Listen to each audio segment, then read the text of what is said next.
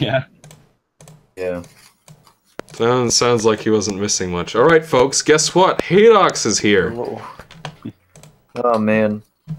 Yeah, you made it just in time for us to start, not Beast Makers. Warcrafters? Well, Peacemakers. Peacekeepers. Peacemakers. Sorry. Yeah.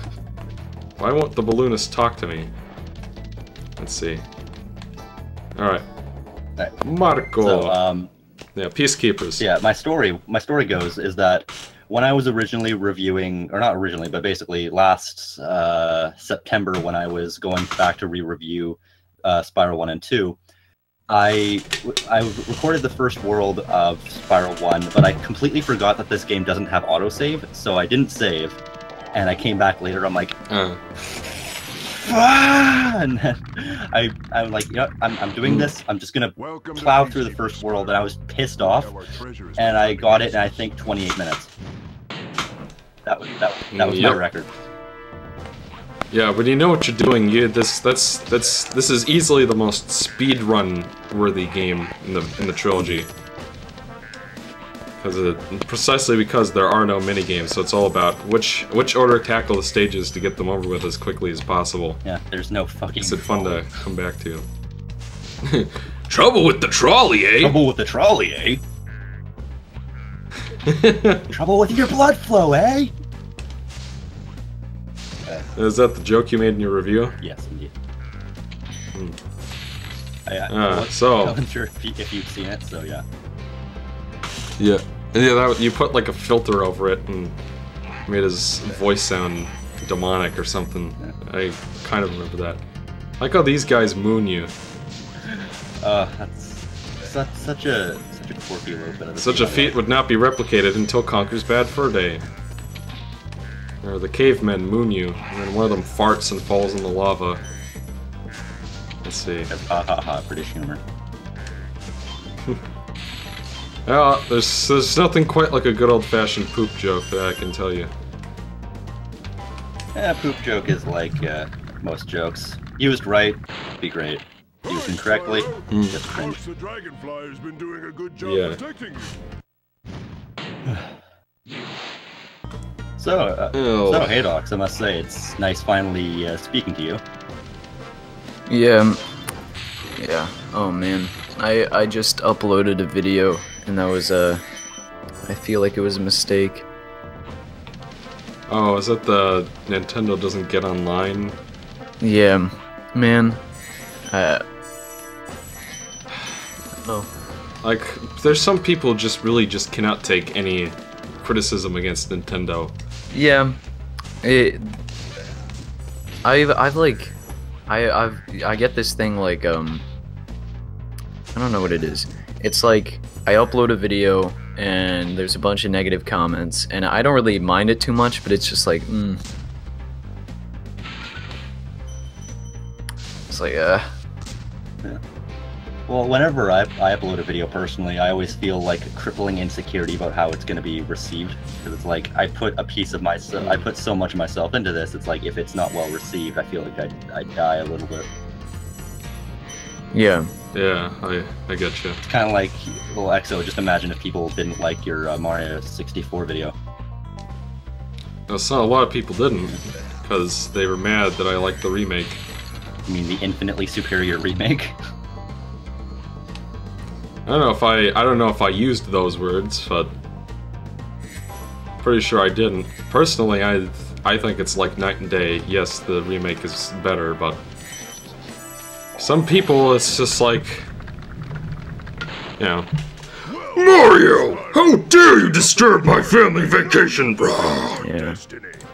Well, yeah. I think Mario 64 DS is like a remaster done right in that it creates a new experience that you wouldn't get in the old version.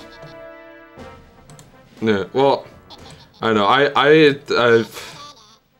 Like I told you in private, I appreciated your honesty in your Insane Trilogy review, and I haven't played it.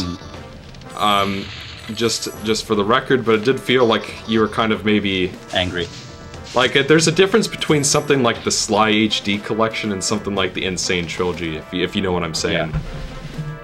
Like, I could see something like that being a cash grab with the Insane Trilogy. They completely remade those games from scratch and built a new engine and everything. Mm-hmm. So I can hardly say that they just, you know, shoved it out the door or whatnot. Mm-hmm. Now, if the control issues and the hitbox issues are really as bad as you say, then I can kind of see where you're coming from on the originals being better and whatnot. Mm-hmm. And it's like, I don't know, I felt like there was a lot of care, and just from like what I've seen of the games and how they remastered the cutscenes, it seemed like Vicarious Visions was really, you know, really had an appreciation for Crash and really had an interest in bringing him back and whatnot. In the right way. Well, I think some people kind of misinterpreted like a lot of my points. Like somebody was saying like, "Oh, just stop nitpicking and just enjoy the game." Like, well, I did enjoy the game. I very much enjoyed the game. It's just the point of the review was to compare and contrast what is different between the versions and which version did it better. And it's like it wasn't meant to be as like a big critical deconstruction. It was just meant as, hey, how does this hold up as a remaster? And I think it holds up very well, just not as well as the originals. Yeah, I'm not sure how well your video communicated that point then, because I don't know, it was a bit angry. Yeah, well, I know the behind the scenes sort of reasons for that. But yeah, like, I won't deny. Like I pretty much I own up to that, and it's no excuse, but yeah, it's still been fairly well received, so you know it's not too much of a monkey on my back. Yeah. I mean I do think, just responding to G.I. John in the chat, I think it's fair to note that sometimes there are some unfair criticisms against Nintendo, but when it's just like, I'm not an online gamer, so I don't really care. Like, Nintendo could have the worst online system in the world, and I don't care because I'm never going to use it anyway. But at the same time, people who are very familiar with online games have made it pretty clear that Nintendo is not up to snuff with the way that their system works, and I think that's what Haedox here is trying to get at in his new video. Yeah. So I'm just reading what Jay wrote in the chat. Oh, Jay is here? You see, TGX, you are just nostalgia blind, unlike me, IKG. Well, I can't remember who it was. I think it was Alec who originally called IKG, was it Square-Eyed Gavin? And I feel like that should just be his new nickname. It's kind of like how Alec's nickname for me. Gavin, change your name or delete your channel. It's that simple. Because Alec, his nickname for me is Edgelord Canadian, and I love that. Gliders. You are a good glider, eh, Spyro? Yeah. So what else have you been doing today, Haedox? Not much, just working on that video. I think I might delete it, I don't know. I'm not very happy with it, I think. I haven't seen it yet, so I wouldn't know. They're like arguments you don't agree with anymore, or? I misspoke for one thing, and I said it was $30 a month, and then it's actually $20 a year. Oh, well that's, yeah. Incredible glide, Spyro.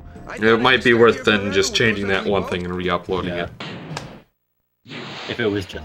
Especially if you feel that strongly about it. Say, you can just add in a little thing. I originally said it was $30 a month. I was incorrect. It's $20 a year. Yeah. But was that like the central problem you had? No. Then, when you thought it was, or like a off the cuff mention. Oh man. I don't know. I wish there was like a way to edit the video while it was up. Yeah. YouTube can add all this other shit that we don't want. It took them years to finally make it so that you don't get comment notifications. Yeah. On Daily Motion, they have the option to upload, or like replace your video without losing anything, without like losing the views or anything. Fucking Daily Motion. Hold on one sec, I'll be... Okay.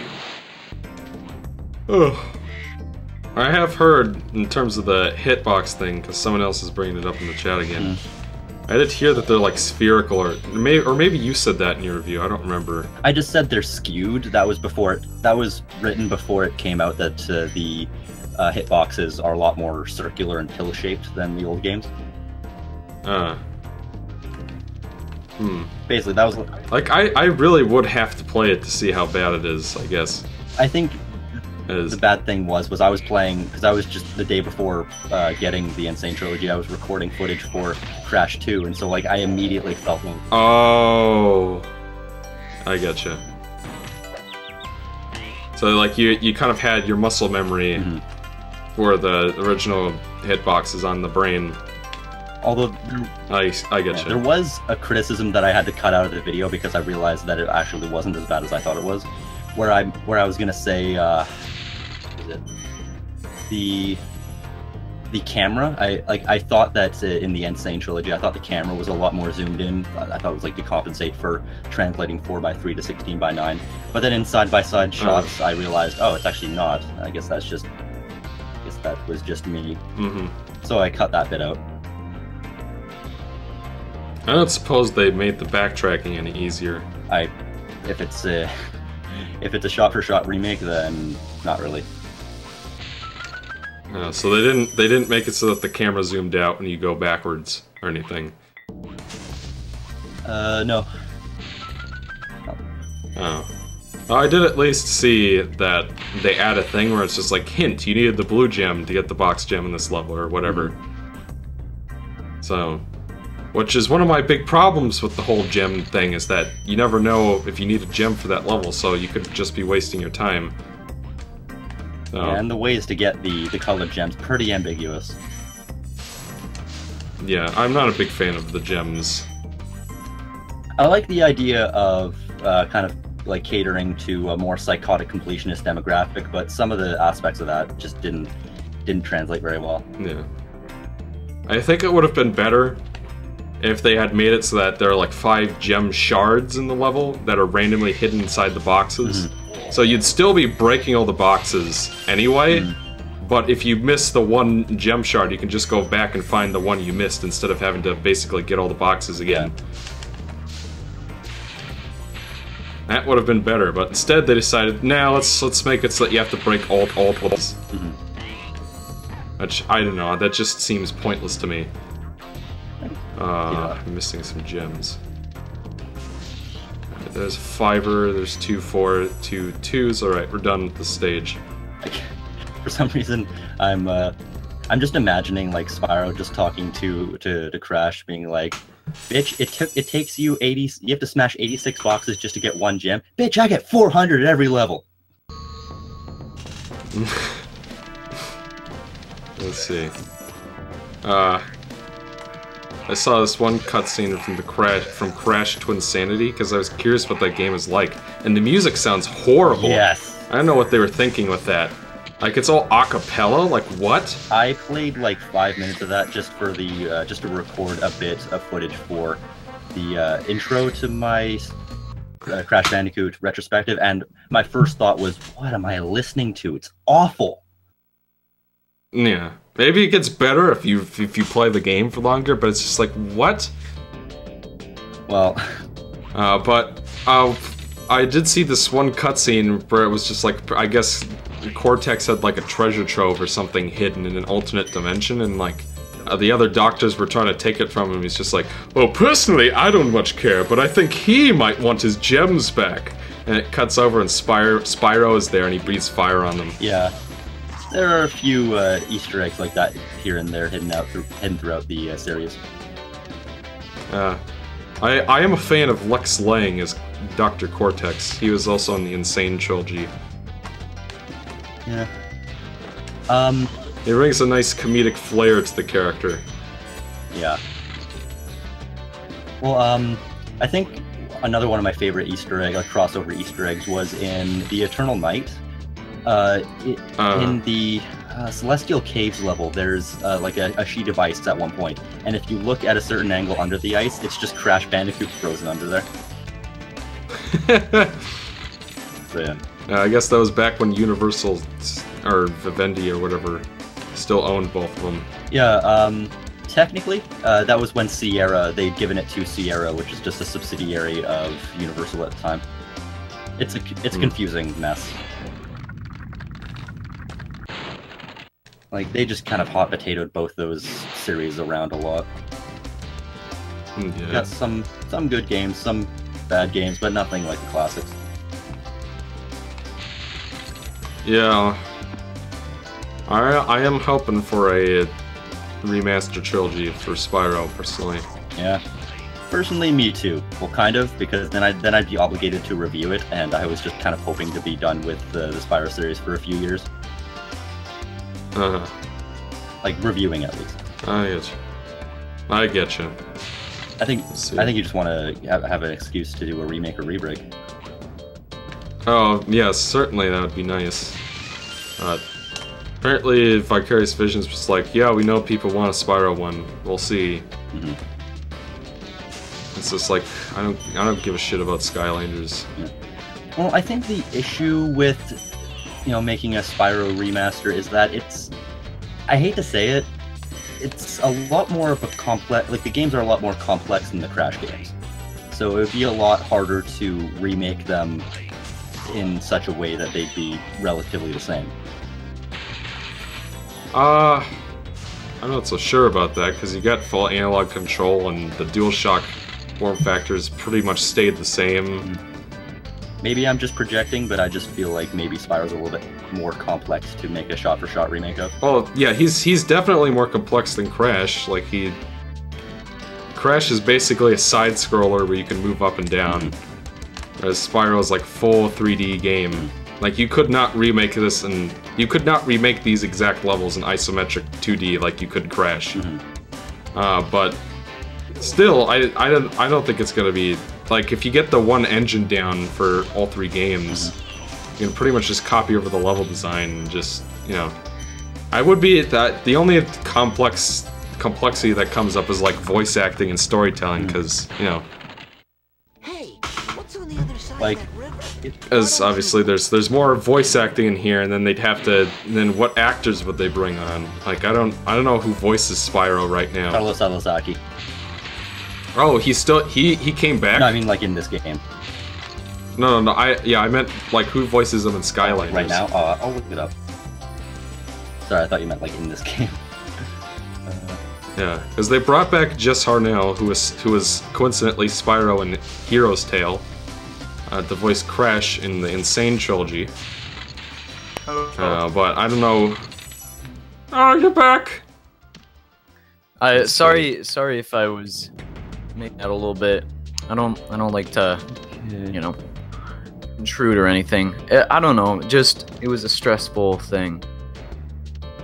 Oh, okay. Okay, currently, No problem.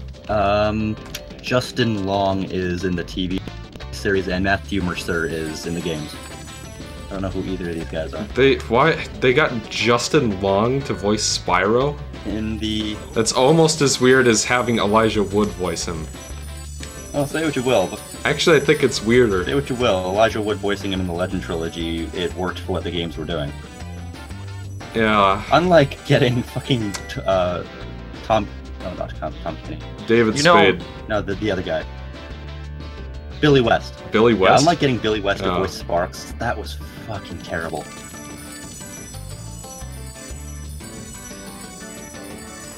Oy vey. Oh, I guess Oy this is vey. the thing that broke. Indeed. I gotta stop making Nintendo videos, dude. Think. Yeah. For the sake of my sanity. Yeah. Yeah, it's kind of ridiculous. Yeah, you know the script I shared with you, right? Yeah, yes, I know the one. Like, I don't know if I'm gonna do that one. I mean, obviously 'Cause that's up to you. I thought it was very reasonable because you said you liked the game well enough, but Yeah, but like, Yeah. You say you like the company, and then people are like, "Oh, you're just a fucking hater." Yeah. Yeah, there's a very massive duality on the internet. It's like, if you're not for us, you're completely against us. Right. And it's just like, how many times can you say, oh, I like this thing, but there's a problem with it that needs to be addressed, and I think it could be better. But then people are like, well, why would you say that anyway? Almost anywhere from here. If I were you. Well, you know, as I mentioned, like, I'm reviewing Crash 2, and like, the thing is, I have a lot more flaws that I've noticed than I've seen a lot of people talk about. And it's like, me mentioning this, are people gonna think that I hate the game or something? Like, right, that's exactly how I feel every single time I make a criticism. And I hate that, you know, like, you back it up with, I like the game, but I hate that I even have to repeat that all the time. Yeah. You know? Exactly. And it's like, the end of the video. At the end of this video, I say, I like Nintendo a lot as a game developer, and I want them to be a successful game developer and not constantly get shit on by every other person out there who says they're stuck in the past. Like, the point of me saying this was to say, like, I want them to improve, and I want them to be better, and I want them to be the best they can be, because they're at their best when they're innovating and they're doing something creative. And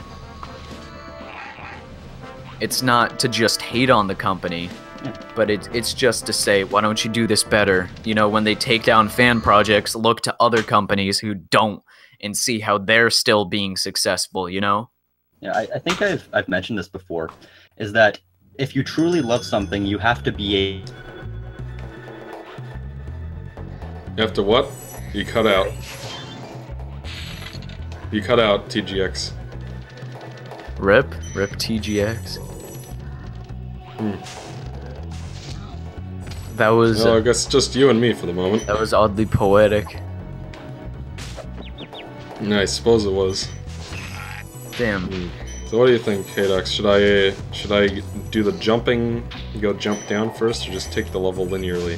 I like the jumping down in this part. Alright, we'll do that. It's, yeah, but as he was saying, I'm sure you understand this too, Exo, like, criticism for anything, it's just like negative feedback, and then you're called out as like a hater for anything. And then if you're labeled as that, the next video I'm gonna upload is gonna be interesting in that regard. It's gonna be interesting. You know, the Conquer video. I know. I read it. I told Yep. you. I told you too. I was like, Yep. And I don't know, maybe I didn't realize the totality of the situation until you said that.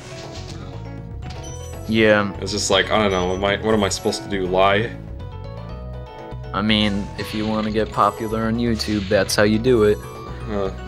Is my name Matthew Patrick? I don't think so. Can you hear me? Yeah. I can hear you now. Yeah, you cut out right at the moment you say when you love something you should, and then you cut out. What I was saying was, if you love something, you have to be able to criticize it for it to ever improve. Yeah. Right. Because otherwise, it's just a big circle jerk, and nobody's improving shit. Yep. Let's see. I don't know. I think it's important to talk about that. Yeah, like one thing like I noticed with Crash 2 that nobody really ever talks about is how terribly handled the plot twist is. Yeah. I always thought that too, because they pretty much make it... It's not even really a twist, because you know from the very first cutscene. You know from the very first cutscene, and here's the kicker: the game's called Cortex Strikes Back. Oh yeah. And it's like, It should have been like he discovers the crystals, and then it just cuts to later, like that second scene where he's talking to Engine. Just cut that completely out, and just skip ahead to Cortex telling him about the solar storm, or whatever it was. yeah, solar flux. Yeah. Yeah, it's to the point, like, I'm not even sure if it was supposed to be a plot twist, because it's so poorly mishandled. but Crash goes along with it, and I think that just creates a disconnect between player and gameplay. I thought that was kind of the idea, is that Crash is kind of gullible. Yeah, but that's always been his character. But he's always been endearingly stupid, and this is him being frustratingly stupid. That's just my interpretation, anyway.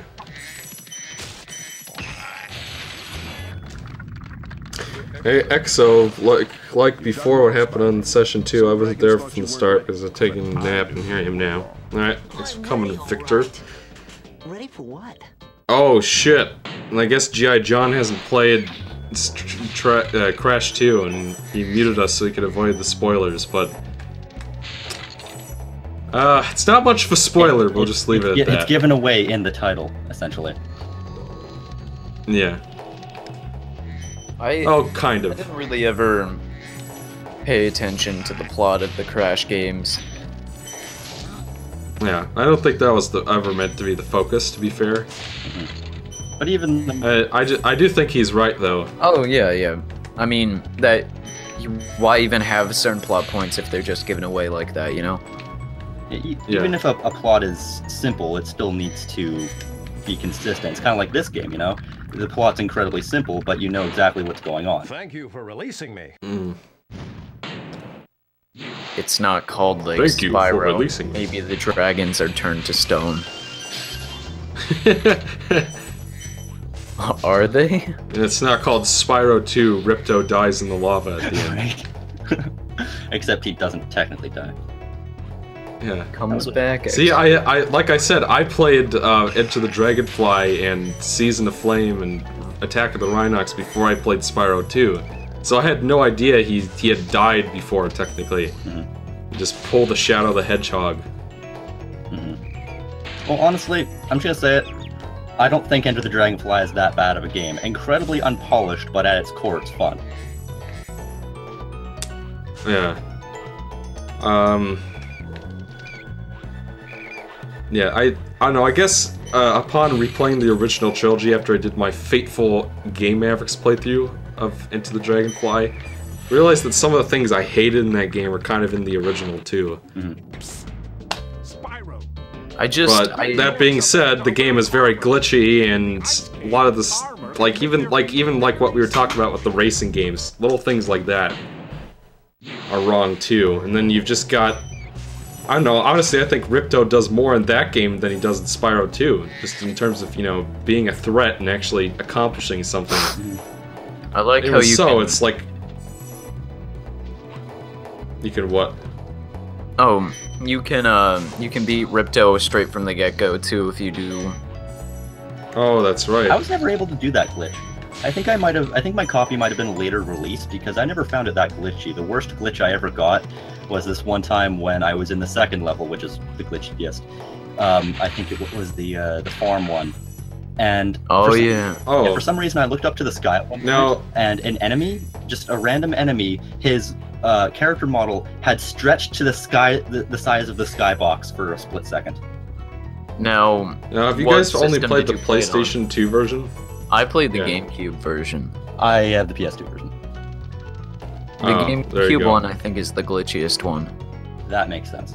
Yeah, I think it might actually be, because, like, you should check out the Let's Play I did, TGX, and some of the glitches we found in there.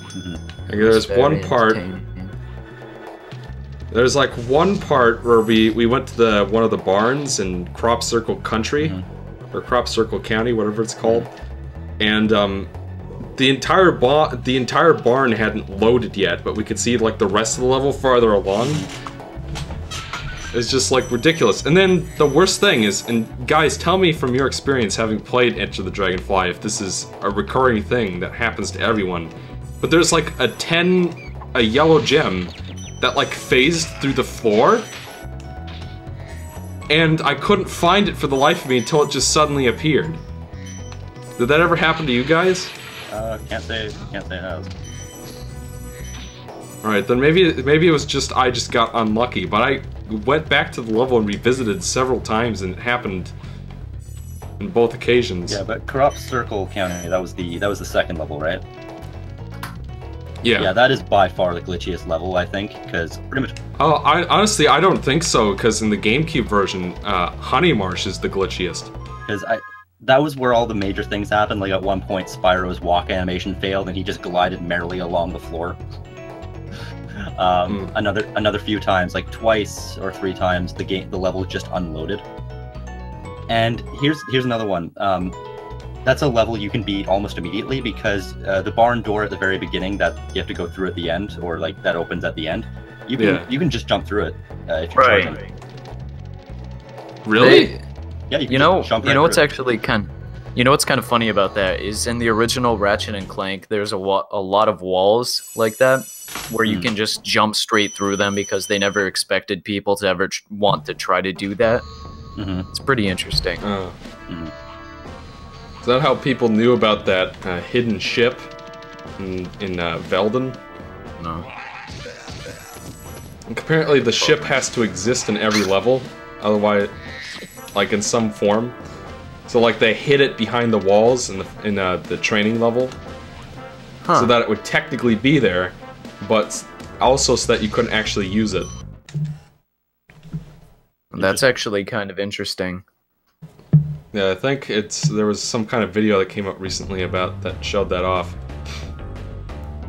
It's kind of like how that part in Sonic Adventure 2 where you see Eggman's arm grabbing the Chaos Emerald, right?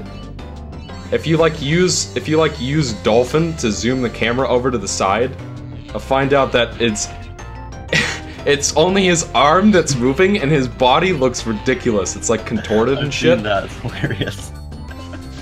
Oh.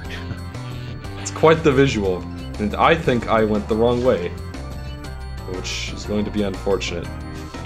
So what do you guys think is the worst Spyro game? Enter the Dragonfly. Maybe Shadow Legacy? I'm in a bit of a unique boat. I think the Eternal Might is the worst. Is that... which one is that? Oh, I haven't played that one. That's the second... That's the middle the second one. of the Legend trilogy. I have not finished every Legend. Oh. Yeah.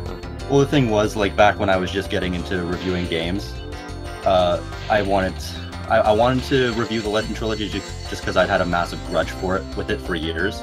I wanted to see, like, in hindsight, how are these games? In the end, A New Beginning, thought it was a pretty solid game, but not This Is All Fuck, but good story, very pretty game, great music, all that shit. Alexo. Yeah. Thank you for releasing me. The Eternal Night was the only one I played, the only one of the trilogy I played as a kid, and I hated it. It sounds very unbalanced when I heard your review. One of the most unfairly difficult games I've ever played. But in actuality, after I finished it, once again, same like all the positives from A New Beginning were there as well. But it's just way too hard for what it is. Not bad. I think it's like okay, but it's just if they'd have balanced the difficulty more, would have been a lot better. Where's Dr. Shemp at? There he is. And then, I remember there was one. Sorry. You go. Oh, then there's Dawn of the Dragon, which I've gone on record as saying it's my 4th favorite in the series behind the original trilogy, because holy shit, that game's an emotional roller coaster. Oh, really? Yeah, like actually letting yourself... Sorry. No. I was just gonna ask what's like the plot of the game. Well, it's kind of a continuation of the first 2 Legend games, where kind of evil devil Mark Hamill dragon comes back and tries to take over the world. Everybody mute if you don't want spoilers. Basically, at the end of the Eternal Night, Spyro ultimately fails at stopping the big evil from being resurrected, and basically has to preserve himself and Cinder to basically live to fight another day. And so he finds the power in himself to basically seal them both in crystal for 3 years. That's kind of like, then 3 years later, essentially there's a war between Malefor's forces as well as the dragons, basically all the allies and whatnot. And basically that's the plot is them having to fight against Malefor's forces, and then Malefor raises the Destroyer from the dead, which is a massive monster which has if he completes what they call the Circle of Fire and returns from whence he came, the world will basically shatter. That's the brief overview, and yeah, I love that game just because actually letting yourself get invested in the story from the first two games, and it's like one of the most like heart-wrenching games I've ever played. Also, it's a God of War clone, so take that for what you will. It's not even a very good God of War clone. Oh, I don't know. I haven't played the third one. I've played New Beginning, and I was not very impressed with it. Well, combat-wise. Yeah, the third one is given to a new developer, and they like completely changed the core gameplay. I love how that's something that seems to plague the Spyro series. They're handed off to all these different developers. Yeah, they hot potato it. Yeah, and Crash kind of did the same thing, too. I guess Activision really loves to do that sort of thing. Well, at least they... Now, Vicarious Visions actually made the GBA games back in the day. The funny thing is, like, with Spyro, it was, as soon as Insomniac gave it up, immediate nosedive, and then, like, kind of was up and down for a few years. And then, but with, like, with Crash, it was like they got away from Naughty Dog, and then it was like a slow descent for like 10 years. Right. Yeah, that's pretty much what it was. Because Enter the Dragonfly, terrible, in my opinion. I don't know how you. I mean, you said that you kind of like it, but you know, I'll reiterate. Like at its core, it's a very fun experience. It's just severely unpolished. Oh, okay. I guess I can understand that, yeah. But definitely not what Spyro fans were hoping for after Year of the Dragon. Yeah. And for that reason, I mean, you can see why Spyro took a nosedive. But like A Hero's Tale, and I know Michael thinks that's sacrilege, but I love it. It's so funny. Maybe I'll like it more if I played it just on its own, but as part of a Let's Play. I like A Hero's Tale, and I used to like it a whole lot more when I first played it. The first time I played it was when I reviewed it back in like early 2015. Oh yeah. And that review does not hold up any like whatsoever. No, sorry. Yeah, that review does not hold up whatsoever. Don't watch it. But basically, I was like really praising the game, but then like there was a few things that really pissed me off. But like looking back, those things that pissed me off really pissed me off. In A Hero's Tale? Yeah. Like what? There's a lot of good, well, but a lot of. Well, let's save that for the next session. I'm gonna go ahead and start a new recording real quick. Stream is not done. Just splitting up in the parts for later makes it easier.